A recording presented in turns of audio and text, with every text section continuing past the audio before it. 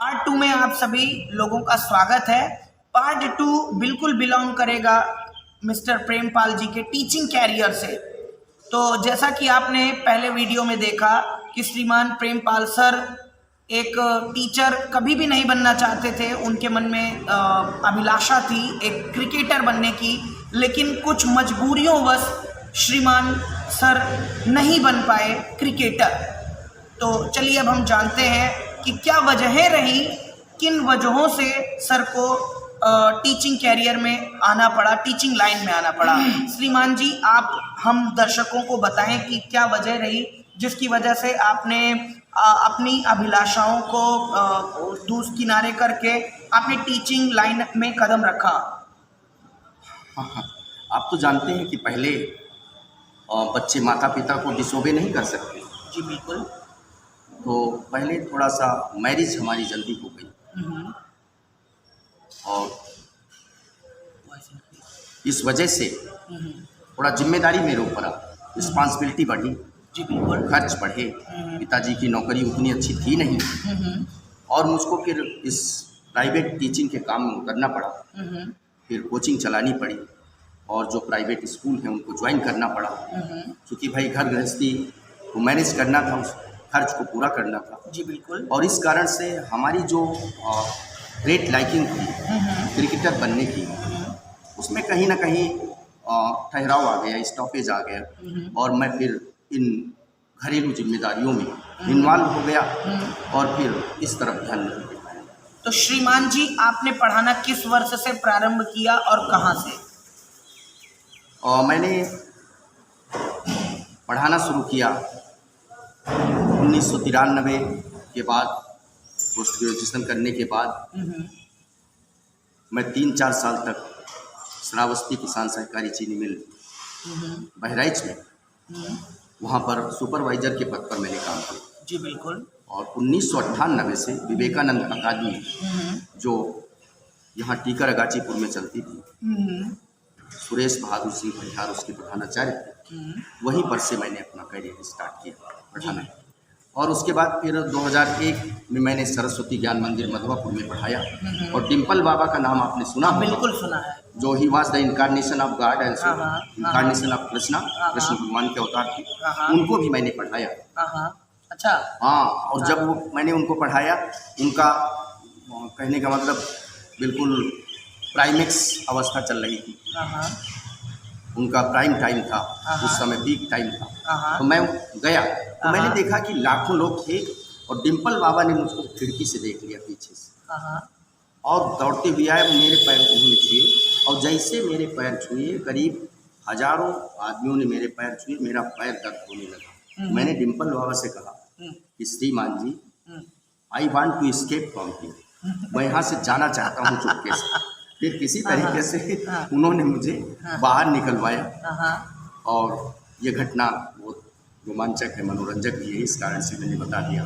जी बिल्कुल बिल्कुल। तो यद्यपि जैसा कि आपने बताया कि आपने कई विद्यालयों में टीचिंग किया है, तो टीचिंग के दौरान आपके प्रिय मित्र कौन कौन रहे टीचिंग के दौरान? अभी टीचिंग के दौरान मेरे प्रिय मित्र कई लोग रहे, जैसे सुरेश बहादुर सिंह और इसके अलावा राजेंद्र और इसके अलावा अनिल कुमार सिंह, जी बिल्कुल, रमेश शर्मा, प्रदीप कुमार शुक्ला, ये सब रहे।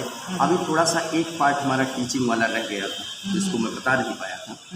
फिर मैं 2003 में मैंने वहाँ पर सरस्वती ज्ञान मंदिर में पढ़ाना छोड़ दिया था और फिर 2005-06 में मैंने Balkaran Singh inter college Jagatpur join किया और हमारे टेम्परामेंट और वर्किंग को देखते हुए, कार्य को देखते हुए मैनेजमेंट ने हमारे ऊपर बिलीव किया, कॉन्फिडेंस जताया और मुझे एज ए प्रिंसिपल तैनात कर दिया, अपॉइंट कर दिया।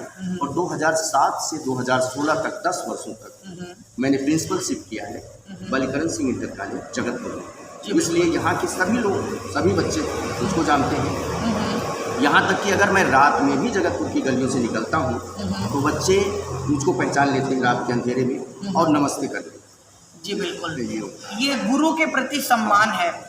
और यद्यपि आप तो स्वयं एक प्रिंसिपल रहे हैं और इसके अलावा आपने कई विद्यालयों में पढ़ाया भी है। तो जिन विद्यालयों में आपने पढ़ाया है वहाँ किन विद्यालयों का मैनेजमेंट आपको सबसे अच्छा लगा, और इसके अलावा किस प्रिंसिपल का रवैया आपको सबसे अच्छा लगा, यद्यपि आप अपने प्रधानाध्यापक पद की बात छोड़ दें तो?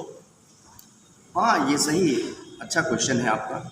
और यहाँ बलकरण सिंह के बाद में फिर आपके पीजी कॉलेज पंसील में गया और एज ए असिस्टेंट प्रोफेसर 2018 से लेकर 2020 तक मैंने काम किया। मैंने देखा मैनेजमेंट पंसील का सही। और जहाँ तक बात की जाए प्रिंसिपल की कि किस प्रिंसिपल का रवैया अच्छा रहा, तो प्रिंसिपल आपके राम नारायण बागची वहाँ के हैं। इनसे काफ़ी कुछ मुझे सीखने को मिला। जी बिल्कुल। He was the best person as a principal. और उनके अंदर उनका डिसिप्लिन, देखिए discipline is the root of study. जो अनुशासन है वह पढ़ाई की जड़।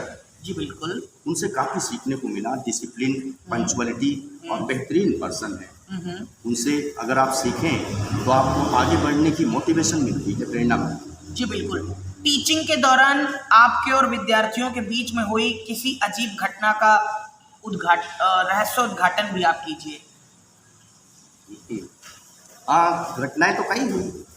बहुत से विद्यार्थी थोड़ा सा ऐसा होता है कि मैनेजमेंट के स्कूल में जैसे पैसे के लालच में सारे लोगों का एडमिशन कर लेते, तो कभी कभार कुछ बैड टाइप के विद्यार्थी भी आ जाते हैं। तो एक विद्यार्थी था, किसी नवाबगंज साइड का था। जी बिल्कुल। वो आता था, ऊपर लेटा रहता था खाली कमरे में। तो उस समय वाजपेयी जी वाजपेयी जी ने बुलवाया। उसने कहा बता दो कि हम नहीं आए। और उस समय चूँकि मैं एज ए स्पोर्ट्समैन, जी बिल्कुल, युवावस्था में थोड़ा अपने आप को मैं भी समझता था और रेसलिंग का भी मुझको शौक था। मैं वेट लिफ्ट कर लेता था। तो मैंने कहा उस लड़के से कहे तो चला, नहीं माना। फिर मैं गया, हमने कहा श्रीमान जी उठिए और चलिए। उसने कहा नहीं। हमने फिर उनको एक थप्पड़ मारा, नीचे गिरे उसने, और उसके बाद 2-3 थप्पड़ और मारे। फिर हमने कहा अब नीचे चलिए, और नहीं तो तुमको मैं इतना मारूंगा कि चल नहीं पाओगे। नीचे आया, उसने क्षमा मांगी, और फिर डिसिप्लिन चूँकि आले वक्त था उसको बाहर कर दिया गया। फिर उनके पिताजी आए। हमने कहा कि देखिए कल्चर बच्चा बचपन से ही सीखता है, आपको घर में उसको अच्छी तालीम देनी चाहिए। Home is the primary fundamental school for a child. आपको कम से कम इतना सिखा के भेजना चाहिए। जी बिल्कुल। कि आए हम कम से कम अध्यापकों का सम्मान तो करें। तो ये सारी घटनाएं होती रही। और जहाँ तक मेरा सवाल है, मैंने बच्चों को कभी ज़्यादा मारा पीटा नहीं है। I never believe in punishment. मैं दंड देने में विश्वास नहीं करता हूँ। जी बिल्कुल। तो पढ़ाने में विश्वास करता हूँ। पढ़ाने में विश्वास। My passion is teaching. जी बिल्कुल। तो ये है कि अब बिना मारे पीटे आप यूँ समझिए कि बच्चे जब मैं निकलता हूँ क्लास के पास से तो बिल्कुल शांत हो जाते हैं। वो ऐसे ही मुझको रिस्पेक्ट करते हैं। जी बिल्कुल। और उनको मारना नहीं पड़ता। हाँ। उनको ऐसे समझाते हैं, इतना समझाते हैं, मोटिवेट करते हैं जी बिल्कुल। कि जैसे हम क्लास के पास से निकलते हैं बिल्कुल सन्नाटा छा जाता है, शांत हो जाता है। जी बिल्कुल। बड़ी बात। जी बिल्कुल। वर्तमान समय में गुरु शिष्य के संबंध के बारे में आप क्या कहना चाहेंगे, जो पहले से अब में बहुत विभिन्नता है? हाँ, बहुत there is a big difference between the relation of student and teacher. बहुत बड़ा अंतर आया है। और हमारे ज़माने में हमको याद है कि कक्षा 8-9 में आपकी साइड से जगदीश बहादुर सिंह जी आते थे और उनको पूरा सोशल स्टडी, सामाजिक विज्ञान रटा हुआ था, सोशल साइंस। वो शॉर्ट आंसर भी अपने आप किताब नहीं छूते थे, लिखाते थे। लॉन्ग आंसर भी लिखाते थे और इतना मारते थे कि मुझको याद है कि 51 लड़के कक्षा 8 में थे, उसके बाद 24 लड़के केवल बचे। आप सोचिए, 51 में से 24। प्रिंसिपल साहब ने कहा इस तरीके से आप स्कूल खाली कर देंगे। उन्होंने कहा सर ऐसा है कि हम सारे लोगों को नहीं पढ़ा पाएंगे। जो बच्चे घर से पढ़ के नहीं आते, याद करके नहीं आते, उनको पढ़ने का अधिकार नहीं है। उनको घर में बैठ जाना चाहिए। तो पहले बहुत ज़्यादा रिस्पेक्ट था, डिसिप्लिन था। लोग समझते थे कि अगर अध्यापक पनिशमेंट दे रहा है हमारे बच्चे को, तो इसके भले के लिए दे रहा है, उसकी कंप्लेन नहीं करते। जी बिल्कुल। लेकिन आज क्या है कि आज आप बच्चे को जरा सा भी मार दीजिए तो गार्जियन चला आता, हमारे बच्चे को क्यों मारा, और वही बच्चा फिर डिसओबे करता है इन फ्यूचर उन गार्जियंस की बात को। जी बिल्कुल। और उसको समझता नहीं। जी बिल्कुल। तो ये बहुत बड़ी दूरी है। अब पहले से अब में काफ़ी बदलाव आया है, रिस्पेक्ट लोग अध्यापकों को कम कर रहे हैं। आप देखिए सरकारों ने भी ऐसे रूल्स बना दिए कि भाई अगर कोई अध्यापक किसी बच्चे को पनिश करता है तो उसके खिलाफ रिपोर्ट भी हो रही है। तो आप देखिए कि इसी कारण से कि पढ़ाई स्कूल तो बहुत खुल गए और सुविधाएं बहुत ज़्यादा हो गई, और बसेज से बच्चे जाते हैं, व्हीकल से जाते हैं, उनके पास ड्रेस है, उनके पास बैग्स अच्छे अच्छे हैं, बट उनके पास नॉलेज की कमी है। मैंने देखा साफ साफ कि जो सवाल मैं कक्षा 3 में लगा लेता था फ्रैक्शन का, आज वो सवाल कक्षा 10 का बच्चा नहीं लगा पाता। जी बिल्कुल। सोचिए। और शायद यही शिक्षा में परिवर्तन हुआ है। हाँ, यस। आज भी जब मैं अपने बड़े अध्यापक को देखता हूँ तो आप मान के चलो कि वह कोई भी हो, अगर मैं कुर्सी पर बैठा हुआ तो तुरंत खड़ा हूँ, क्योंकि वह अध्यापक जिन्होंने मुझको पढ़ाया, जिन्होंने मुझको नॉलेज दिया, अगर आज वो नॉलेज न दिए होते तो हम इस मुकाम पर न पहुँचते, हम दूसरे बच्चों को न पढ़ा पाते। जी बिल्कुल। मैं कभी भी इग्नोर नहीं करता हूँ अपने अध्यापक को, नहीं कभी किसी से अपना कंपटीशन करता हूँ, मैं सदैव अपना बेस्ट देने का प्रयास करता हूँ। जी बिल्कुल। मैं हमेशा अपना बेस्ट देना चाहूँगा। I will always give my best knowledge to the students. तो यद्यपि आपने कई विद्यार्थियों को पढ़ाया हुआ है, शिक्षा दी है, लेकिन क्या कभी किसी स्टूडेंट से आपको भी कुछ सीखने को मिला? हाँ, स्टूडेंट छोटे से भी सीखने को मिलता है। Child is the father of a man. सवाल आया कि भाई child is the father of a man कैसे? तो एक बरगद का जैसे वृक्ष है, बहुत बड़ा है, लेकिन उसके अंदर जो फल है, जो छोटा सा मिलीग्राम का बीज है, अगर उसको रोपित कर दिया जाए तो आप मान के चलो कि उस छोटे से मिलीग्राम के बीज में पूरा बरगद का बहुत बड़ा वृक्ष समाया हुआ है। जी। तो मेरे विद्यार्थी थे, यद्यपि बहुत से विद्यार्थी गवर्नमेंट एम्प्लॉइज़ हैं और बहुत से विदेशों में भी हैं और बहुत सम्मान करते हैं, लेकिन मेरे प्रिय विद्यार्थियों में विवेक कुमार सिंह, कमलेश कुमार यादव, जी बिल्कुल, और विजय सिंह, ये सभी एयरफोर्स में अधिकारी हैं। जी बिल्कुल। और बहुत सम्मान करते हैं। इनसे काफ़ी सीखने को मिला। इनसे सीखने को मिला कि इनकी कंसंट्रेशन बहुत ज़बरदस्त थी। जी बिल्कुल। और जो भी समझा दो तुरंत ये उत्तर देते। जी और कोहरा रहा हो या गर्मी रही हो या बारिश रही हो, ये हर प्रकार को सहन करते हुए कोचिंग में आए हैं और आज एयरफोर्स में ऑफिसर्स। जी बिल्कुल। बड़ी ये बहुत बड़ी बात है, बिल्कुल सही कहा, ये बहुत बड़ी बात होती है। और श्रीमान जी से बातचीत का सिलसिला लगातार प्रारंभ रखते हुए एक और सवाल है श्रीमान जी, मेरा अगला सवाल आपसे यही है कि देखिए हम गांव से बिलोंग करते हैं हम सभी, तो यहाँ के जो स्टूडेंट्स होते हैं वो मैथ और साइंस को ज़्यादा वरीयता देते हैं और उसके अलावा इंग्लिश को कम वरीयता देते हैं। तो क्या आपके साथ भी बिल्कुल ऐसा ही हुआ या ऐसा कुछ भी नहीं हुआ? हाँ, हमारे ज़माने में ऐसा हुआ। लोग पहले भी इंग्लिश को थोड़ा कम वरीयता देते थे, लेकिन हमारे भाई साहब चूँकि उनकी इंग्लिश स्ट्रांग थी, इंग्लिश फ्लुएंटली बोलते थे, तो उसका असर हमारे ऊपर पड़ा। जी। तो हमने भी इंग्लिश को, जैसे कल कोई पार्ट पढ़ाया जाना है तो आज ही लिटरेचर के पार्ट को पहले मीनिंग वगैरह देख के तैयार करके पूरा जाते थे। तो इंग्लिश से विशेष मेरा लगाव शुरू से ही रहा।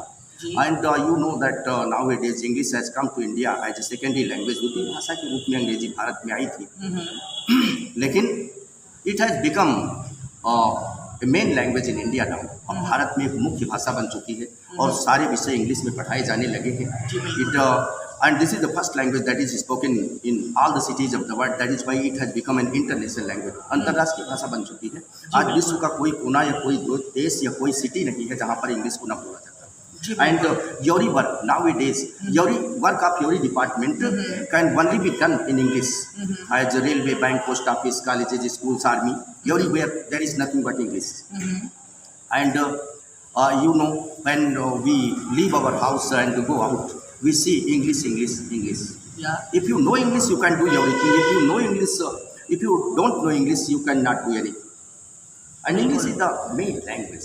It is the dominating language. Developing language, विकास की भाषा है, सब भाषाओं पर शासन करने वाली भाषा है, अंतर्राष्ट्रीय भाषा है, and you no it is a modern language, आधुनिक भाषा, आधुनिक भाषा है। Now it is English, craze of English should be increased, इसके क्रेज को बढ़ाया जाना चाहिए। जी बिल्कुल। तो जैसा कि अभी बात चल रही है इंग्लिश भाषा की, तो मैं आपसे पूछना ये चाहूँगा कि आपकी फेवरेट पोएम कौन सी है और आपके फेवरेट पोएट कौन है? This is a very wonderful question. My favourite poem is from an elegy written in country churchyard written by Thomas Gray. गांव के कब्रिस्तान में लिखा हुआ है, सो कि थॉमस ग्रे ने लिखा है, 32 स्टैंजा है, राइमिंग स्कीम है AB. This is a wonderful poem because in this poem it has been expressed that death is very great. जी बिल्कुल। Death is the end of our life. It is the last journey of our life. मृत्यु हमारे जीवन का अंत है, यह हमारे जीवन की अंतिम यात्रा है। One day every one of us will die. एक दिन जिसमें प्रत्येक आदमी मर जाएगा। सही बात। And one who is born must die one day. Nobody can be saved from death. Death makes equal to all. Death makes equal to all. Life creates difference. जीवन जब होता है तो तमाम डिफरेंस, तमाम अंतर आते हैं मनुष्य के जीवन में। But death creates no difference. Death creates no difference. Death creates equality. It is the symbol of equality. मृत्यु समानता का प्रतीक। After dying, death abolishes all kinds of differences in the society. मृत्यु समाज में सभी प्रकार के अंतरों को समाप्त कर देती है। इट लेवल्स ऑल, और यह सबको बराबर कर देती है। तो जन्म और मृत्यु जी बिल्कुल, दोनों में बहुत बड़ा अंतर है। There is great difference between life and death. After dying all become equal, मरने के बाद सारे समान हो जाते हैं। जी बिल्कुल। सर के कहने का मतलब है dust to art to dust return nest, यही कहना चाहते हैं श्रीमान जी। और सवालों का सिलसिला प्रारंभ है। श्रीमान जी, आपके यद्यपि आप बहुत से विद्यार्थियों के आदरणीय रहे हैं, आदर्श रहे हैं, एक आइडल टीचर रहे हैं, आप अपना आदर्श किसे मानते हैं? आप अपना आदर्श गुरु किसे मानते हैं इंग्लिश में? मैं डेफिनेटली हमारे इंग्लिश के दो गुरु रहे। श्रीमान जी, निष्कर्ष रूप में, निचोड़ रूप में अंतिम सवाल मेरा यही है कि जो पूर्व छात्र थे, इसके अलावा जो वर्तमान छात्र हैं या माता पिता उनके, और जो समाज आपको देख रहा है, व्यूअर्स आपको देख रहे हैं, उनको आप शिक्षा के बारे में क्या संदेश देना चाहेंगे? हाँ, मैं यही मैसेज कन्वे करना चाहूँगा कि देखिए, असफलता और हार आती रहती है, और वो चैंपियन खिलाड़ी या चैंपियन या ब्रिलियंट स्टूडेंट वही है जो हार या असफलता से परेशान नहीं होता। जी बिल्कुल। क्योंकि हार उसको कभी हरा नहीं सकती। चैंपियन प्लेयर अंतिम गेंद तक संघर्ष करता, हार नहीं मानता। हार उसको डरा नहीं सकती, वो हार से फ्रस्ट्रेटेड नहीं होता, वो हार से सीखता है। He learns through defeat. तो अगर कोई असफल होते हैं या हार होती है, तो ये असफलता या हार या डिफ़िकल्टी या प्रॉब्लम जो भी क्रिएट होते हैं, ये इससे क्या होता है कि कोई अच्छा विद्यार्थी, चैंपियन प्लेयर अपने आप की निशानदेही करता है कि हमारे अंदर गलती कहाँ हुई, मिस्टेक्स कहाँ रहे, उनको दूर करता है, फिर और मजबूती के साथ कम बैक करके उभरता है। तो मैसेज यही करूँगा कि भाई परेशान किसी को नहीं होना है। एंड स्टूडेंट्स, यहाँ पे क्या है कि भाई whatever we think we can achieve it, हम जो भी सोच सकते हैं उसको प्राप्त कर सकते हैं, बशर्ते जितना अपने आप को चैलेंज करेंगे, जितना चैलेंज करेंगे अपने आप को, जितना डिफ़िकल्टी को फेस करेंगे, जितना प्रॉब्लम को फेस करेंगे, लाइफ इज स्ट्रगल कहा गया है, उतना ही ज़्यादा आगे बढ़ेंगे। आप देखिए राम का जीवन, लोग कैकेयी को खलनायिका मानते, रावण को खलनायक मानते, लेकिन इन्हीं दोनों की वजह से देखिए, कैकेयी की वजह से 14 वर्षों का वनवास राम के हिस्से में आया, और उसी वजह से आप रामचरितमानस जगह जगह पर सुन रहे हैं। अगर राम के हिस्से में 14 वर्ष का वनवास न आता, रावण का संहार न करते, तमाम राक्षसों को न मारते, तमाम महात्माओं के दर्शन न करते, तो आज हम रामचरितमानस न सुन रहे होते। बिल्कुल। तो राम से ज़्यादा महान कौन हुआ है? राम को राम से परम ब्रह्म बनाने वाला कौन है? कैकेयी। 14 वर्षों का वनवास और रावण जो खलनायक। जितना ज़्यादा जीवन में समस्याएं होंगी, जितना ज़्यादा चैलेंजेज होंगे, जितना ज़्यादा हम चैलेंजेज को फेस करेंगे, चुनौती होगी, उतना ही ज़्यादा आप मान के चलो सक्सेस हैं। बिल्कुल। उतना ही ज़्यादा हम आगे बढ़ेंगे। तो चैलेंज से कभी ना घबराएं, स्ट्रगल करने से कभी ना घबराएं, डिफ़िकल्टीज और समस्याओं से कभी ना घबराएं, तो वही बच्चे आगे बढ़ेंगे। तो मेरा मानना यही है, देखिए हमारे सामने चैलेंज बहुत आए, हम कभी नहीं घबराए, और हमने कभी भी पढ़ाते समय किसी भी अध्यापक की आलोचना नहीं की, जी बिल्कुल। किसी भी अध्यापक को क्रिटिसाइज नहीं किया, अपना सबसे अच्छा करते गए। जैसे सचिन के बारे में बहुत से लोगों ने कहा कि इनका ग्रिप गलत है, स्टांस गलत है, लेकिन कभी किसी आदमी की आलोचना से परेशान नहीं, अपना बेस्ट देते गए। इसी वजह से 100 ऑफ 100 है। अब देखिए कि हम भी कभी परेशान नहीं हुए। पिछले 2 वर्षों में कक्षा 9, 10, 11, 12 के सभी लेसन बदल गए। रोज पोएट्री सप्लीमेंट्री 100 से ज़्यादा लेसनों को तैयार करना पड़ा। अब प्रभु की इच्छा कहो या उनका आशीर्वाद कहो या हमारे बड़ों का आशीर्वाद कहो, हमारी सफलता में हमारे गुरुओं का, बड़ों का और नेचर को मैं अपने सबसे कहने का मतलब I consider nature as my best friend. मैं नेचर को सबसे अच्छा मित्र मानता हूँ। जी बिल्कुल। तो इन सब का हाथ रहा है। अगर बच्चों से ही मैं कहूँगा, अपील करूँगा, उनको सलाह दूँगा कि वो परेशानी से न घबराएं। जितने लोगों के हिस्से में सफलता आई है, आप देखिए, चाहे महाराणा प्रताप रहे हों, चाहे शिवाजी रहे हों, चाहे रानी लक्ष्मीबाई रही हों, और चाहे कोई रामानुजन विद्यार्थी रहे हों, या जितने भी लोग ऐसे रहे जो ऊंचाइयों पर गए, तो उनका जीवन बहुत कष्ट में रहा। जी बिल्कुल। उन्होंने चैलेंज किया अपने आप को, इसलिए ऊपर गए। ये चैलेंजेस, कठिनाइयाँ, परेशानियाँ, स्ट्रगल्स हमारे लिए एक बेस्ट प्लेटफॉर्म तैयार करते हैं, और उसी वजह से मनुष्य ऊपर जाता है। आप राम का जीवन देखिए, अगर राम इस प्रकार से 14 वर्ष की वनवास में न जाते, कई को लोग खलनायिका मानते हैं, वो खलनायिका का काम न करती, रावण खलनायक विलेन उनके सामने इतना बड़ा न होता, तो मर्यादा पुरुषोत्तम वो कभी नहीं बन सकते। जी बिल्कुल। He can never be considered as incarnation of God. उनको कभी भी भगवान के अवतार के रूप में मान्यता नहीं मिल सकती। तो वे मर्यादा पुरुषोत्तम इसलिए बने और कि उन्होंने चैलेंज का सामना किया, कठिनाई का सामना किया, कांटों पर चले, 14 वर्ष वन में रहे, उनके हिस्से में वन आया।